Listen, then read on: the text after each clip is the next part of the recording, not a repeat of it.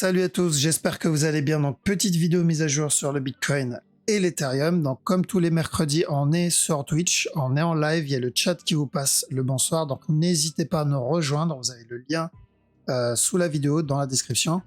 Donc, les lives, c'est tous les mercredis et vendredis, 19h. Je poste un message sur Twitter pour vous prévenir, donc n'hésitez pas à me suivre sur Twitter, comme ça vous avez l'information. Et avant de commencer, bien sûr, je veux prendre le temps à remercier la communauté. Donc gros merci à toute la communauté, que ça soit sur Twitch pour leur temps, parce que là on est presque 400 personnes sur Twitch. Donc gros merci à toutes les personnes sur Twitch. Merci aux personnes qui suivent la vidéo sur YouTube pour votre temps aussi, ça fait plaisir. Donc n'hésitez pas à soutenir la chaîne.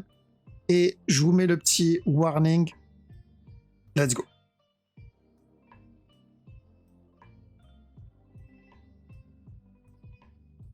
Alors, on commence par la crypto. Pour ceux qui veulent voir la partie Forex directement, vous avez le timecode en bas de la vidéo, n'hésitez pas. Donc, le Bitcoin.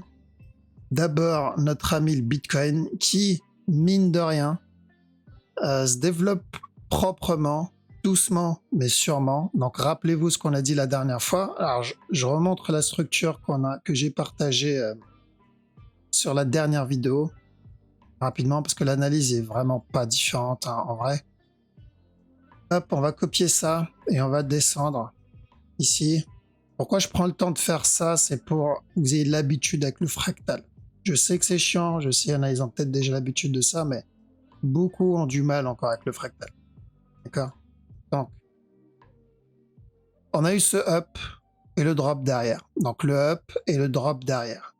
Cette zone, on a un mouvement correctif qui est venu casser le top. Dans cette zone, on a eu ce mouvement qui est venu casser le top. Une fois le top cassé, donc il y a quelques semaines, on avait dit quoi? On cherche de la vente au moins pour le C d'un running. Là, pareil. La vente au moins pour le C d'un running. Pour le moment, c'est la même structure. D'accord? Donc l'analyse est la même. Tant que ce bas n'est pas cassé, là-dedans, on tente. Donc pour ceux qui tradent la petite time frame, ça concerne uniquement les traders petit time frame. Tant que le bas n'est pas cassé, on peut tenter le running. Comme on l'avait dit ici, tant que le bas n'est pas cassé, on tente le running. L'objectif, c'est de casser le top. S'il vient casser le bas, donc s'il corrige et vient casser le bas, on oublie le running. Il y a plus de chances qu'on soit sur une structure corrective avant de venir péter le top. Donc s'il vient casser le bas, on oublie le running. Il y a plus de chances que ça soit une structure corrective avant de casser le top. Ok? Très simple. CTRL C, CTRL V. L'analyse est la même. D'accord? Donc, pour le moment, si vous vous rappelez bien, quand on était au top, j'ai dit quoi? Je cherche une correction et ensuite une continuation. Donc, c'est pareil. Je cherche cette correction. Une fois la correction terminée, que ce soit pour le running ou pour une nouvelle structure, on cherche la cassure du top, encore une fois. Sur l'Ethereum, même chose. D'accord? Ça va être la même analyse. Donc la correction, une fois cette correction terminée, que ce soit pour le running, pour une nouvelle structure, je cherche la cassure du top, encore une fois. Donc combien de temps va durer? Alors s'il ne me donne pas de running et qu'il me donne une nouvelle structure corrective, combien de temps ça va durer? On ne peut pas savoir ça. D'accord? Et on n'a pas besoin de savoir ça. Ça ne nous a pas empêché de prendre le bas ici, alors qu'on ne pouvait pas savoir combien de temps allait durer cette structure. Ce n'est pas nécessaire. Tant qu'on sait ce qu'on trade et la direction qu'on trade. Et tant qu'on a une stratégie pour rentrer, surtout, parce que sans ça, c'est useless. Ici, on avait fait la même chose. Là-dedans. D'accord? Ce up, on l'a eu. Combien de temps ça va durer? On s'en fout. Donc, Ethereum, même chose. Une fois cette structure corrective, que ce soit pour un running ou une nouvelle structure terminée, revenir tester le top au moins une dernière fois. BNB, ça va être pareil. Donc je pense pas qu'il va y avoir un running sur BNB parce que d'après moi on l'a déjà obtenu en interne ici. Je pense qu'on est en train d'entamer une nouvelle structure, que ça soit pour un A, plus tard un B et ensuite un C, ou il nous fait le A et le running plus tard. Alors, ça va dépendre aussi du Bitcoin. Donc on garde en tête ça et ensuite ça. Alors ça, c'est pas... c'est pas un support, hein, au cas où. D'accord? Donc il n'y a pas 10 000 directions, on est toujours dans le A, on est toujours en train de faire le B. Sur le dot, alors dot, j'aimerais bien qu'il vienne péter ce top avant le drop pour un regular flat. Parce que s'il vient casser le bas tout de suite, on va chercher de l'achat et encore de la vente. D'accord? Donc on surveille bien s'il casse le bas tout de suite. EGLD. EGLD a de bonnes chances qu'il revienne tester ce bas-là. Parce que si vous vous rappelez, on cherchait un potentiel régulier ici. Il y a la chance du running en interne, mais encore une fois, je suis pas gros fan de ce running. D'accord? Donc oui, il y a possibilité d'un running ici. Donc s'il vient casser ce bas, c'est qu'on n'est pas en train de valider le running, mais plutôt le regular flat là. D'accord? Donc ceux qui veulent tenter le running, la limite elle est là. Moi je suis pas un gros fan de ce running. Le pulse propre. Franchement, je pense qu'on va finir par trade plus le pulse que le Bitcoin hein, au final. Parce que là on attendait un drop, on l'a eu. Là on attendait de l'achat, on l'a eu. Donc à partir de maintenant, s'il flag dans cette zone, c'est revenir tester ce bas. Mais ouais, pulse plutôt pas mal. Alors lui, seul, on doit rester vigilant avec le running flat ici. Donc, où il a déjà terminé, on a notre A, on a notre B, on a notre C, et il est déjà en train de donner le plus bas. S'il corrige dans cette zone, exemple le running ici, et nous donne un dernier plus haut, ça sera pareil. Revenir tester le bas. Donc pour moi, seul, c'est revenir tester le bas encore. VET aussi. D'accord, VET aussi, là le bas il est cassé, donc où on va entamer une nouvelle structure corrective avant le dernier push, ou c'est le dernier push maintenant quoi. Donc espérons une structure corrective un peu plus grande, parce qu'on est sur un A. Pour moi ça c'est un A interne, pour un B et un C, ou sinon le C de ce drop. Donc revenir tester le bas pour le VET au moins une dernière fois. D'accord? Donc rien ne change, toujours la même chose, et qu'une seule direction, la même que la semaine dernière, la même que la semaine d'avant. Quand on était ici, j'avais mis que 2 flèches. J'ai mis une flèche qui annonce la correction et une flèche qui annonce un nouveau plus haut. C'est toujours la même. On est toujours dans cette flèche, dans cette correction. La preuve, on n'a pas trop bougé de ce prix-là. On est toujours dans cette zone-là. Et donc, vu qu'on est toujours dans cette zone, on est toujours sur la même structure, d'accord? Donc, il n'y a rien qui change. Je ne vais pas m'attarder sur la grosse structure pour le moment parce qu'on l'a déjà vu plusieurs fois. Et comme je l'ai dit dans la dernière vidéo, n'hésitez pas à aller regarder la dernière vidéo parce qu'on parle un peu plus du fractal. C'est la petite qui va donner la grosse. D'accord? Donc, on doit surveiller la petite structure. Ok, let's go. On va attaquer le Forex. Donc, alors, haut de CHF, il continue à pump. Ce mouvement-là est très agressif et il est en train de reprendre du momentum. D'accord? On avait une perte de momentum ici, mais il reprend le momentum dans cette zone. Donc, sur du daily, la direction est toujours la même, c'est-à-dire ce A, ce B et le C. Mais en interne, j'ai l'impression qu'il est en train d'invalider ça. D'accord? J'aurais préféré qu'il nous donne le regular flat d'abord, donc ça, et ensuite un drop avant le up. Ça, c'est propre. Le problème, c'est que s'il vient casser le bas tout de suite et nous invalide le regular flat haussier, donc s'il vient casser le bas tout de suite, on va attendre un running flat et ensuite encore un autre plus bas. D'accord?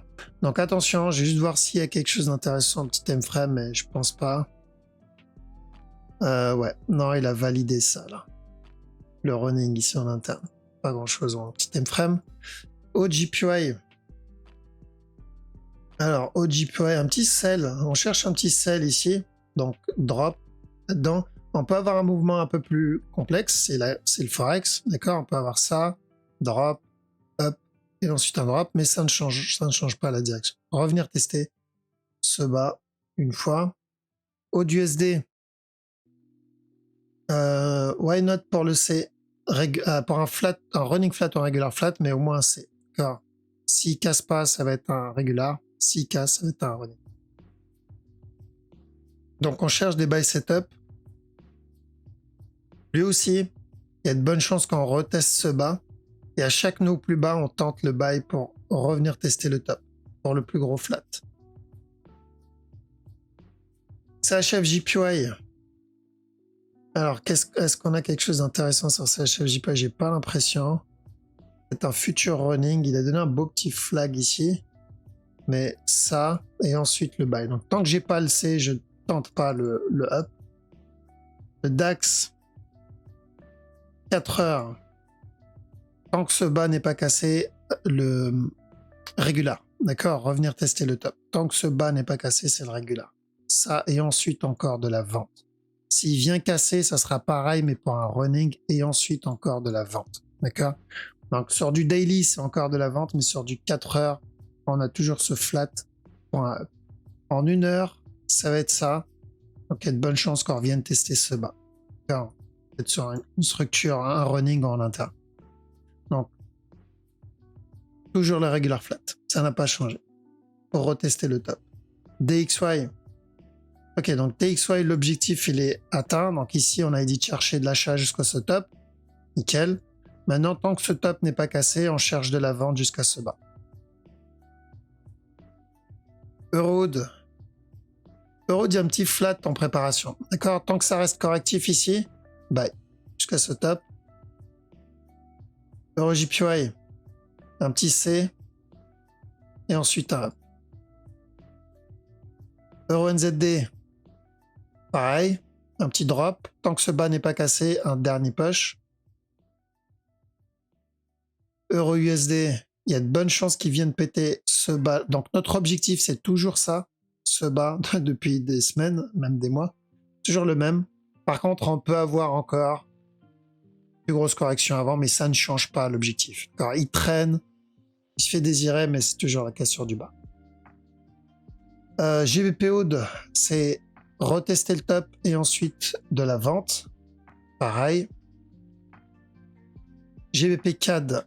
Alors, j'aime pas trop cette structure. J'aurais préféré qu'il me donne... Donc là, on attendait un flat et encore un push avant le drop. D'accord? C'est possible, mais il y a peu de chance, vu l'amplitude du move. Donc oui, c'est possible, on peut avoir un régular là-dedans, ce que j'aurais préféré. D'accord? Si je compare ce mouvement-là, on peut avoir à peu près la même chose. Mais par expérience, ça a tendance à casser le bas. Et on attendra un running après.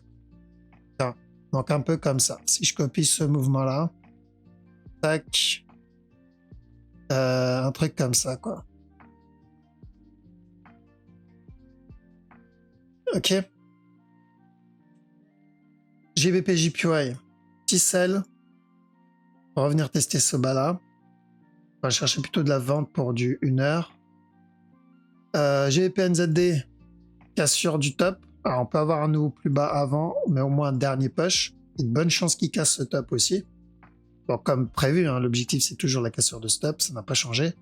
GBP USD, tant qu'on n'a pas cassé ce bas, on va pour un regular flat jusqu'à ce top. Donc plutôt des buy setup si on a des buy setup. NZD CHF, là il n'y a pas grand chose dessus, donc je reste à l'écart encore sur celui-là. NZD JPY, pourquoi pas un up et ensuite un drop. Donc un up et ensuite un drop. Alors revenir tester ce bas. NZD USD, un flat, que ça soit pour un regular flat avant le drop, ou s'il casse ce bas, on ira pour un running avant le drop. USD CAD. Alors USD CAD, s'il y a des buy setup, ça se tente. Retester le top. Si le mouvement qu'il donne est correctif, c'est qu'on entame une plus grosse correction. Mais déjà, retester le top et on tente les buy setup. USD CHF. Alors attention au running en interne. Là-dedans, là. Encore de la vente, mais à chaque nouveau plus bas, donc running, comme on l'a eu là-dedans, ici, c'est plutôt propre. Mais à chaque nouveau plus bas, on cherche un retournement. On est en train de chercher ce gros flat. Là-dedans. À chaque nouveau plus bas, on cherche de l'achat. USD JPY. Alors, je veux un running sur ce move. Au départ, je voulais un regular flat, mais il a cassé le top. Donc, tant que j'ai pas de C, je ne toucherai pas à ça. D'accord? J'ai besoin d'un C, ensuite ça, ensuite le drop. Et avant la continuation. Donc, j'ai besoin d'un C, au moins en interne. US Oil. Alors, US Oil, on avait dit de chercher de la vente ici. D'accord? Parce qu'on essaie de trade une structure qui s'est répétée sur le Bitcoin une fois, par curiosité. Et de toute façon, sur le gros move, on voulait ou ça, revenir tester le bas, ou juste un running pour un dernier push avant le drop. Donc, toujours pareil. Ceux qui ont pris le sell quand on l'annonce ici, là, s'il flag, on part pour le running. S'il corrige, on part pour la cassure du bas. Donc la direction, pour le moment, ne change pas, mais on va commencer à faire attention. Et en petit time frame, pour ceux qui sont intéressés par la petite time frame, alors bien attendre un flag ou une correction si on veut vendre. Ça va être pour le C 15 minutes. C'est du 15 minutes. Le silver. Alors le silver, je pense qu'il va revenir péter ce bas pour ce running là. Revenir péter le bas. Alors on fait attention à la cassure du bas.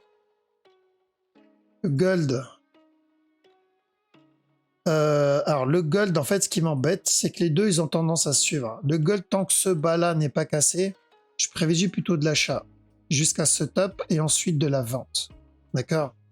Maintenant, si les deux font à peu près la même direction, ça voudrait dire qu'il n'est pas en train de me valider un running, mais ça, c'est pas le C d'un running, mais un A. Ça, c'est un B, venir donner un C et ensuite de la vente. D'accord? Donc, ce que je fais dans ce genre de situation, c'est que je reste à l'écart de silver parce que j'ai un doute dessus, donc je ne traite pas. Mon but, c'est pas d'essayer d'avoir raison, mais de faire de l'argent. Par contre, sur le gold, si j'ai des buy setup, je vais tenter, parce que la structure est meilleure, elle a plus de gueule, et il y a plus de chances d'obtenir un flat. Donc, buy jusqu'à ce top. S'il vient casser, on ira pour un running, pour d'achat aussi. D'accord? Donc, vaut mieux privilégier le gold pour la semaine qui arrive, la semaine prochaine, en espérant que cette semaine, il va exploser. Et voilà, on a fait le tour. J'allais partir sur la crypto, mais j'ai vu qu'on l'a déjà fait. Donc, je repasse sur le chat. Ok, donc crypto, Bitcoin plutôt. On est potentiellement sur un running. On surveille le dernier plus bas. C'est très très important de surveiller le dernier plus bas. Parce que une fois ce bas cassé, on part sur le scénario qu'on a obtenu, vous savez, le mois d'avant. Donc n'hésitez pas à regarder la vidéo du mois qu'on a fait, du dernier mois, là, sur la grosse correction, sur le dernier regular flat qu'on a obtenu. C'est la même analyse.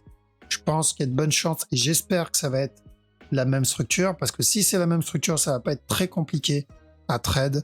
On va pouvoir le manger en interne. Mais s'il donne la même structure que le mois dernier, ça veut dire que la direction est aussi la même, ce qui veut dire drop, d'accord? Alors que si c'est juste le running en interne, pas forcément. Donc c'est ce qu'on va surveiller. Pour le moment, running, le buy n'est pas très loin. S'il y a des buy setup pour ceux qui tradent en petit time frame, why not? Vous devez avoir une bonne petite stratégie avec, bien manager le trade pour pas vous faire avoir. Ok, donc je vous laisse là, je vous dis à vendredi. Prenez soin de vous. Ciao.